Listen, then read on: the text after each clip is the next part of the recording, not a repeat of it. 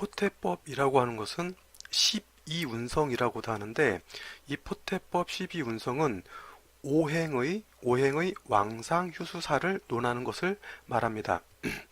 다시 한번 강조를 하게 되면 포태법, 즉 12운성이라고 하는 것은 10간을 말하는 것이 아니고 오행을 말하는 것으로서 오행의 왕상휴수사, 이거를 두 자로 줄이게 되면 왕쇠가 되겠죠. 왕하냐 쇠하냐, 이거를 논하는 것이 포태법이에요. 여기서 왕상휴수사라고 하는 건 뭐냐면 어느 오행이 어느 12지지 중에 어느 위치에 가면 왕해지고 어느 위치에 가면 약해지고 어느 위치에 가면 생조를 받아서 뭐 힘을 얻을 수 있고, 이런 거를 말하는 거예요. 가령 예를 들면 목이라고 하는 것, 즉 간목이나 을목이라고 하는 것은 인묘월에 이르게 되면 이때는 인이나 묘에 통근할 수가 있으니까 왕해지겠죠. 근데 간목이나 을목이 4월이나 5월에 이르게 되면 화가 왕해지게 되니까 화가 일간인 갑을목을 설계하니까 약해질 것이고요. 그 다음에 갑을목이라고 하는 게 신월이나 6월 같은 때 금이 왕할 때 태어나게 되면 이때는 극지에 해당이 되죠. 금이라고 하는 것이 목을 극하게 되니까 간목이나 을목이 약해지게 될 것이고요. 그 다음에 해월이나 자월에 간목이나 을목이 이르게 되면은 수라고 하는 해수나 자수가 있기 때문에 목을 생조해 주니까 목이 생조를 받아서 왕해질 겁니다. 물론 해자월이라고 하는 것은 겨울이기 때문에 물론 화가 있어야 더 좋긴 하겠지만 기본적인 왕상휴수사, 왕세를 놓고 볼 때는 이렇게 볼 수가 있겠죠. 뭐 금이라고 하는 것도 그렇게 놓고 볼 수가 있을 겁니다. 금이라고 하는 것은 인묘는 좀 약할 것이고요. 사오라고 하는 것은 화가 금을 극하기 때문에 좀 많이 약해질 것이고, 그 다음에 금이라고 하는 것은 신유에 강할 때니까 이때는 아주 왕할 겁니다. 그 다음에 금, 경금이나 신금이라고 하는 것이 해자에 이르게 되면 어떻게 돼요? 수가 많아지게 되면 수가 금의 기운을 설기하기 때문에 금이 좀 많이 약해지겠죠. 그래서 이 포태법이라고 하는 것, 오행의 왕상휴수사, 줄여서 왕세를 보는데 쓰는 것이다, 이렇게 이해하시면 되겠습니다.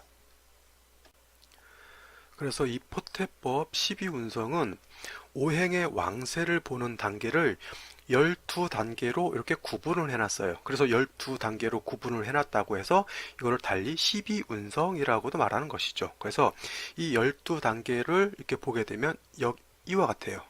이렇게 되어 있습니다. 그래서 처음에는 포, 태, 양, 생, 욕, 대, 관, 왕, 쇠, 병, 사, 묘, 이렇게 구성이 되어 있어요. 이거는 좀 산수를 배울 때, 수학을 배울 때 구단과 같은 것이니까 반드시 좀 머릿속에 기억을 해 두시는 것이 사주 명식을 감명할 때 가장 좀 도움을 받을 수 있는 아주 기초적이면서도 중요한 것이 됩니다. 다시 한번 12운성의 절차 단계는 포, 태, 양, 생, 욕, 대, 관, 왕, 쇠, 병, 사, 묘, 이렇게 구성이 됩니다. 여기서 포라고 하는 것은 달리 절이라고도 말해서 절지라고도 표현을 하고요. 그 다음에 생이라고 하는 것은 다른 말로 장생 내지는 장생처라고도 이렇게 표현을 합니다. 그 다음에 욕이라고 하는 것은 이건 목욕한다고 할 때 씻을 욕자 뭐 그런 글자죠. 그래서 이거를 달리 목욕이라고도 표현을 하고, 우리가 잘 알고 있는 도화가 다 이 목욕지가 다 도화가 되는 것이죠. 대개 자, 오, 묘, 유가 다 목욕지에 해당이 되고 자, 오, 묘, 유가 다 도화에 해당이 되는 것이죠. 이거 나중에 좀 이따 또 살펴보도록 하고요. 그 다음에 대라고 하는 것은 이게 띠대자예요. 띠대자. 띠를 허리띠를 허리에 두른다라고 하는 개념이죠. 그래서 이거를 다른 말로 관대, 갓관자에다 띠대자, 갓을 쓰고 허리에 띠를 두른다, 이런 개념으로 관대라고도 합니다. 그 다음에 왕이라고 하는 것은 그 오행이 가장 극성하고 가장 왕성할 때를 말하죠.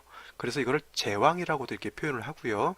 마지막에 묘, 이제 일생의 일대를 마치고 이제 휴수해서 땅속에 묻히는 단계, 이거를 묘라고 표현을 하죠. 그래서 이거를 묘라고도 하고 다시 고지라고도 하고 고장이라고 하고 이렇게 표현을 합니다. 그래서 뭐 어떤 오행이 뭐 묘지에 들었다, 임묘했다 이렇게 표현을 하는데 이게 다 묘를 말하는 거죠.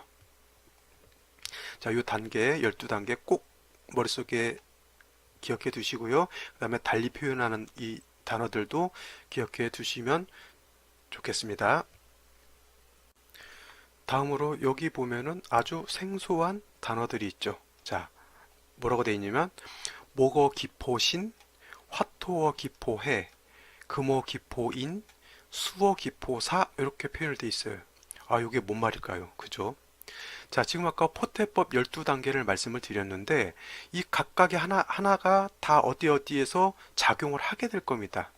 목은 어디서부터 포를 시작해서 보태양생 6대가는 세병삼모가 돌아갈 것이고 그 다음에 화나 토라고 하는 것은 화토 둥궁에 해당되니까 어느 시점부터 12운성이 진행이 될 것이고 금은 나름대로 또 시작점이 있을 것이고 수는 나름대로 또 포태법 시작점이 있을 거예요.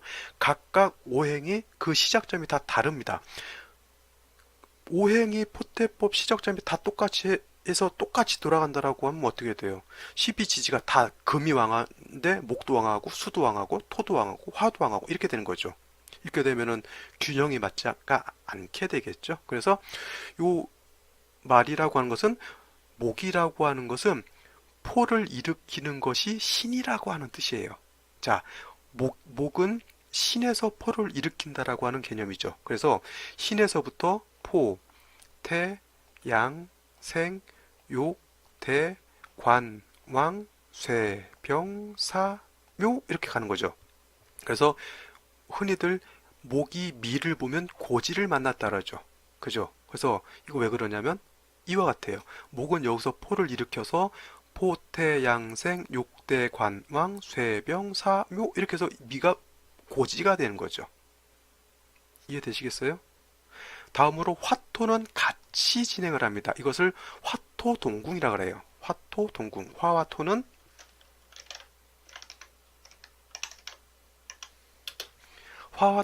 한 궁에서 같이 움직여요.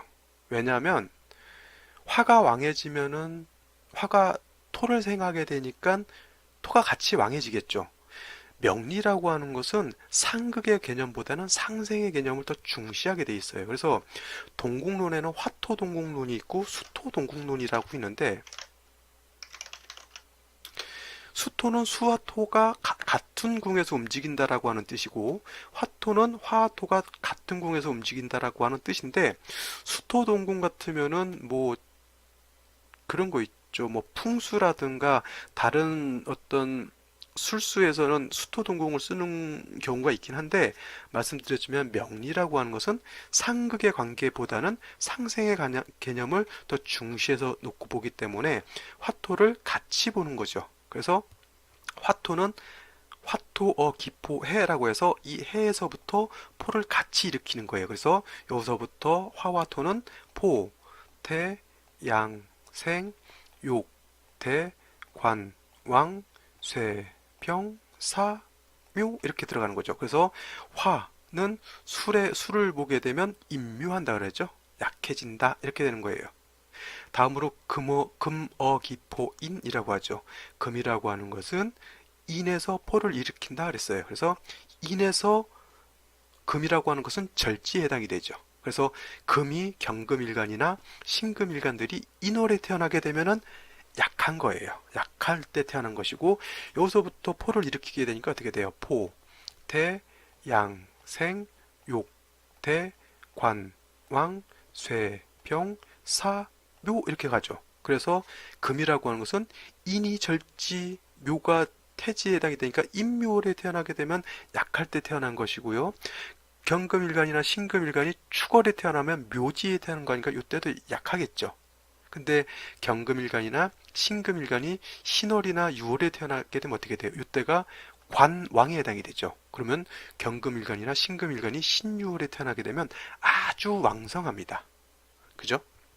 다음으로 수라고 하는 것은 수어 기포 사라고 했어요. 수라고 하는 것은 그 포를 일으키는 것이 이 4라고 했는데 이 한자가 좀 틀렸네요. 그죠?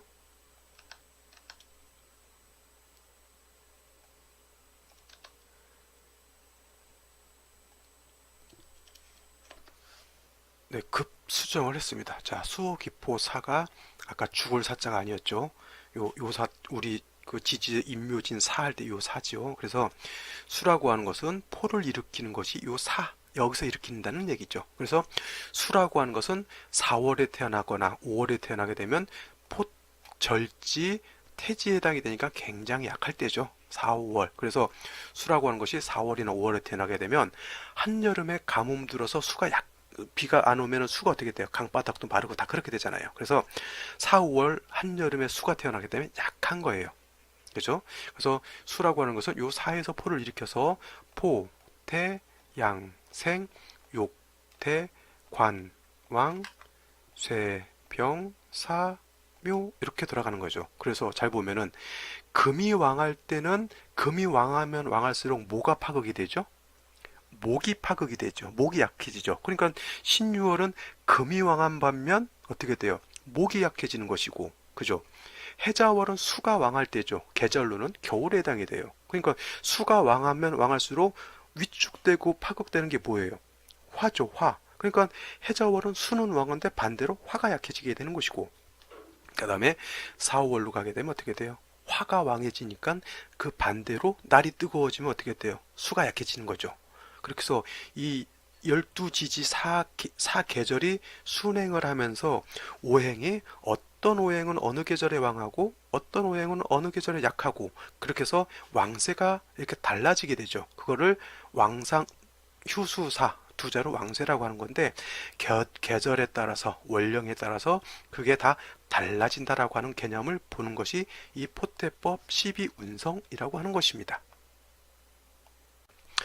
조금 전에 그 12운성의 12단계를 말씀드렸죠. 자, 포태, 양생, 욕대, 관왕, 쇠병, 사묘 요거에 대해서 이제 어디서 포를 일으켜서 어떻게 돌아간다라고 하는 것에 대해서 이제 설명을 드렸고요.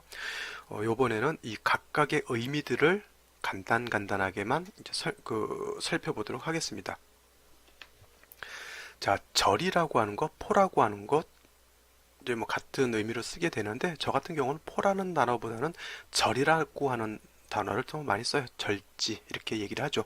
이 포라고 하는 것은 어떤 의미가 있냐면 인간의 생명이 모태 입퇴하기 직전에 부모 결합의 시기에 해당한다 이렇게 표현을 해요. 이건 뭐냐면 한 생명이 태어나기 위해서는 남자와 여자가 서로 사랑을 하고 그 다음에 합궁을 해서 이제 잉태를 하게 되죠.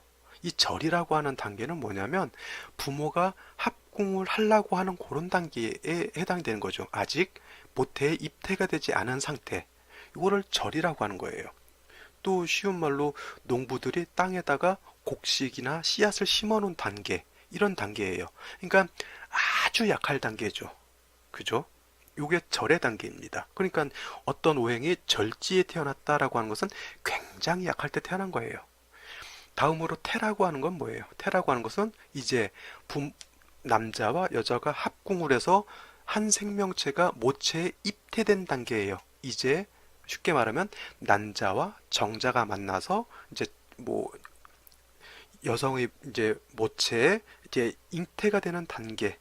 이때도 굉장히 좀 조심해야 되죠. 잘못 무리를 한다거나 신경을 쓴다거나 하면 어떻게 돼요? 잘못하면 요 잉태된 태아가 잘못될 수도 있는 단계죠. 그래서 절지, 태지, 그 다음에 설명할 양에 해당되는 때에는 아직 모태 내에 있는 단계이기 때문에 굉장히 약할 단계죠. 아이를 가지면 사람의 경우는 10개월간 모체에서 크게 되죠. 그런 단계가 절의 단계, 태의 단계, 양의 단계를 말하는 거예요. 그래서 양이라고 하는 건 뭐냐면 모체에서 10개월간 자라나는 성장 과정을 말하는 거예요. 조금 크다 보면은 뭐 손도 생기고 발도 생기고 심장이 두근거리는 것도 확인할 수가 있죠. 뭐 초음파 검사 같은 걸로 해가지고 이렇게 모체 내에서 10달간 크는 단계가 양의 단계죠. 절의 단계, 태의 단계, 양의 단계 이런 단계 이해되시겠죠? 다음으로 생이라고 하는 것은 다른 말로 장생이라고도 한다 그랬죠. 장생.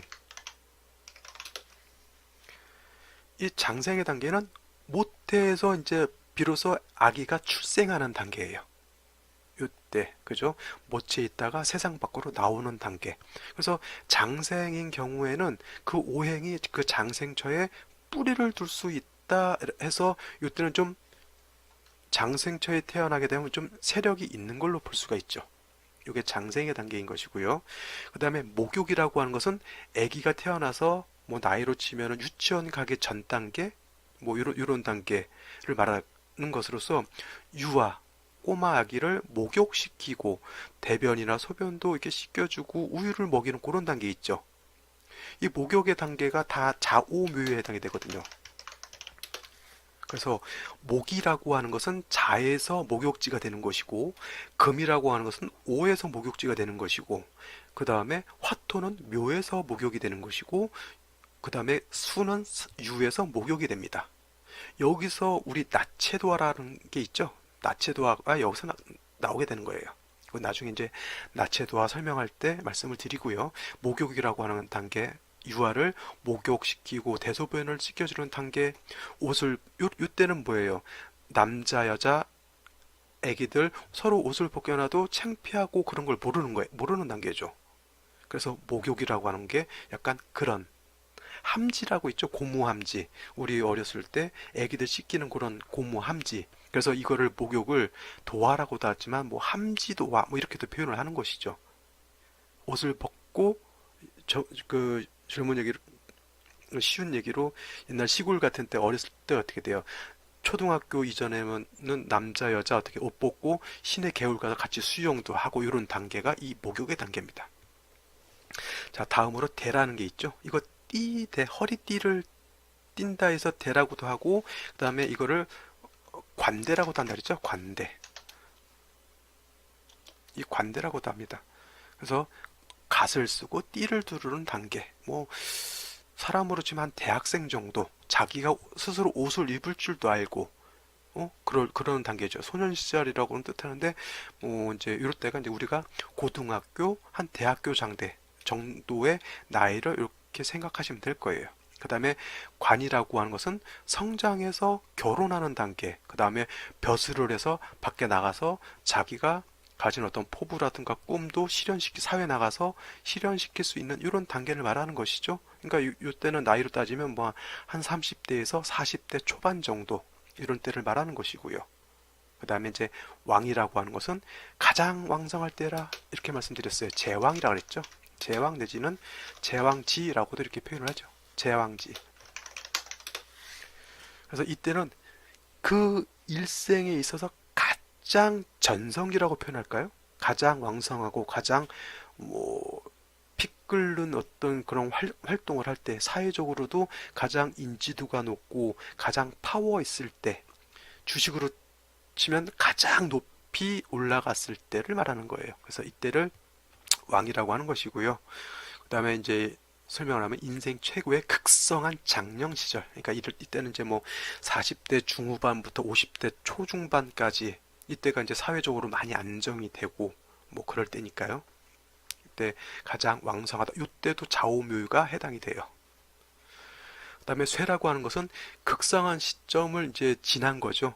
이제 뭐냐면 포물선이 있을 때 포물선의 꼭지점을 지나서 약간 하향세로 들어가는 단계를 쇠라고 해요. 이제 나이도 들고 그러니까 뭐 50대 후반부터 60대 초반 이 정도 나이 정도로 보면 될 것 같아요. 그래서 극성한 때가 지나면 노쇠하게 마련인 바 인생의 노년기에 임했음을 뜻한다 이렇게 표현을 하는 것이죠.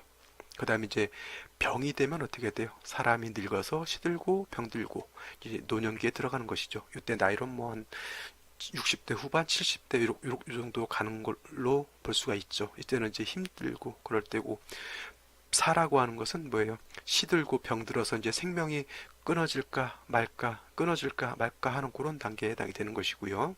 그다음에 묘라고 하는 것은 이제 수명이 다 돼서 땅에다 장사 지내고 지하에 묻히는 단계. 쉬운 말로 일생일대가 끝났음을 뜻하는 그런 단계를 말하는 것이죠.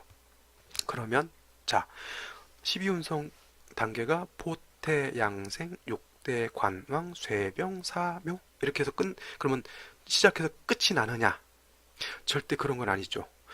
이렇게 일대가 끝나게 되면 그 다음에 다시 또 시작하는 거예요. 계속 순환불식과 같이 계속 꼬리에 꼬리를 물고 이어지게 되어 있습니다. 사람으로 치면은 내가 태어나서 어렸을 때 어머니의 도움을 받아서 자라고 학교 가고 성장해서 내가 직장도 다니고 결혼도 하고 이제 나이 들고 이렇게 하게 되면 어떻게 돼요? 나는 내 자식을 낳게 되잖아요. 그죠? 그러므로 인해서 이제 대를 이으면서 사람이라고 하는 종족을 계속 유지시켜 나가는 것이죠. 그래서 뭐 처음에 포를 일으켜서 묘에서 끝나서 완전히 끝나면 어떻게 돼요? 세상이 절멸되는 겁니다. 나무도 그렇고 사람도 그렇고 동물도 그렇고 어떻게 돼요? 계속 자신의 종족을 번식시키고자 하는 어떤 그런 욕망이 있게 되는 것이죠. 그래서 그 종족이 끊어지지 않고 절멸되지 않고 계속 살아갈 수 있게 되는 것이죠. 그래서 이 12운성이라고 하는 것이 그러한 단계들을 설명하는 것입니다. 사람의 인연법과도 같다라고 해서 이게 절에서 말하는 뭐 인연법 이렇게 표현도 하는데 일단 요 정도 개념으로 포태법을 이해해 주시면 될 것 같아요. 그래서 요를 도표로 놓고 보게 되면 포태, 양생, 욕대, 관왕, 쇠병, 사묘 이렇게 진행이 된다라고 하면 사람의 어떤 기력이라든가 힘이 포에서는 가장 약했다가 점점 왕해져서 왕에 가면 가장 극점을 찍었다가 요 극점을 지나서 넘어가게 되면 점점 약해지는 거죠. 이렇게. 그 다음에 다시 또 올라가서 또 계속 순환하겠죠. 이러한 포태법이라고 하는 것, 12운성이라고 하는 것, 다시 말씀드리지만 오행의 왕상휴수사, 줄여서 왕세를 논하는 것이다. 이렇게 말씀을 드립니다. 그러면 이번엔 포태법에 대해서 예를 한번 들어볼게요. 자, 똑같은 간목일간이 있어요. 간목일간들이 이렇게 있죠. 그죠? 근데 이 간목은 태어난 월령이 신월에 태어났어요. 이 간목은 태어난 월이 인월에 태어났고요. 이 간목은 5월에, 이 간목은 자월에 태어났습니다. 자, 신월이라고 하는 것은 금이 왕한 때이고요. 인월이라고 하는 것은 목이 왕할 때고, 이 5월이라고 하는 것은 화가 가장 왕할 때고, 자월이라고 하는 것은 수가 가장 왕할 때에 해당이 됩니다. 자, 간목이 신월에 태어나면 아까 포태법상으로 어떻게 되냐면 절지에 해당이 된다 그랬어요. 절지. 그래서 가장 약하다 그랬죠. 반면에 경금이 신월에 태어나면 이건 어떻게 돼요? 임관지에 태어난 겁니다. 임관지. 그러면 이렇게 놓고 봤을 때 간목은 절지에 태어났고 칠살인 경금은 임관지에서 태어났기 때문에 이거는 일간은 약하고 칠살인 경금은 굉장히 왕하죠. 그래서 이거를 살중신경이라고 하는 거예요. 살중신경. 살은 중하고 일간은 약하다는 뜻이죠. 그러니까 이렇게 되면 어떻게 돼요? 사주의 중화를 이루기 위해서는 다른 데에서 이렇게 주어지면은 중화를 좀 이룰 수 있겠죠. 간목이 묘에 뿌리를 둘 수가 있으면은 간목도 왕해지는 것이고요. 상관도 묘에 뿌리를 둘 수 있으니까 상관도 어느 정도 세력을 갖게 되니 요 상관으로서 왕한 경금을 제할 수가 있겠죠. 이렇게 되면 뭐가 되냐면 상관제살이 되는 거예요. 상관제살. 근데 그렇지 않고 예를 들어서 여기가 임신시다. 이렇게 되면 어떻게 될까요? 그러면 신월의 신시를 보게 되면 어떻게 돼요? 금이 더 왕해지는 거죠. 그러면 간목은 오갈 데가 없습니다. 그렇게 해서 주변을 둘러보니 임수가 이렇게 투출되어 있네요. 임수라고 하는 거는 간목 입장에서 놓고 보면 뭐에 해당이 돼요? 인성에 해당이 됩니다. 인성. 그래서 인성인 수는 목을 생해주게 되죠. 왕금은 수를 생하게 돼 있고 수는 일간인 간목을 생하게 돼 있어요. 그래서 금생수 수생목 하게 되면 어떻게 되냐면 이거를 살인상생이라고 하는 거예요. 칠사를 인성이 서로 통관시켜서 서로 상생하게 만들어주는 거죠. 그래서 사주 이러한 국세, 왕세를 알아야 사주의 배합을 맞출 수가 있는 것인데 그것을 알아내기 위해서 왕세를 알아내기 위해서 반드시 알아야 되는 것이 이 포태법이라고 하는 개념이에요. 이해되시겠어요? 자, 다음으로 요걸 한번 볼까요? 경금이 간목이 인월에 태어나게 되면 이때는 간목이 신월에 태어난 거에 비해서 이때는 간목이 인월에 태어나면 간목은 왕해요. 이거는 간목이 인간지에 태어난 거죠. 근데 경금이라고 하는 것은 인월에 태어나면 반대로 경금 절지에 태어난 거예요. 그러면 금은 약하고 일간은 왕한 거죠. 이런 경우에는 어떻게 돼요? 살이 약하고 칠살이 약하고 일간이 강하죠.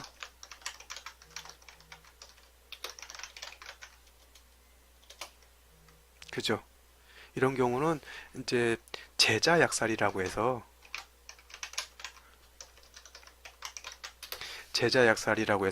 오히려 이 칠살을 재성으로서 도와주면 오히려 칠살을 더 살릴 수가 있는 것이 되겠죠. 물론 이제 간목이라고 하는 특성이 있기 때문에 인월이나 묘월에 태어나게 되면 뭐 금을 쓰는 것보다는 화를 쓰는 것이 더 좋다 이렇게 이런 좀 이치는 있는데 오늘은 포태법 설명이니까 이런 차원에서만 설명을 드릴게요. 그래서 토가 있게 되면 약한 칠살을 도울 수가 있게 되니까 제자 약살이 되는 것이죠. 다음으로 간목이 5월에 태어나고 경금이 간목이 5월에 태어나게 되면 이거는 목화 진상관이 돼요.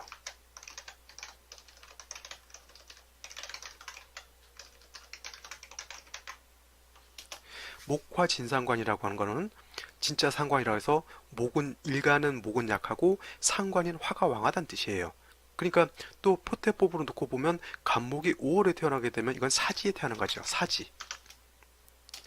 가장 약할 때 가장은 아니더라도 약할 때 태어난 것이 되는 것이고요.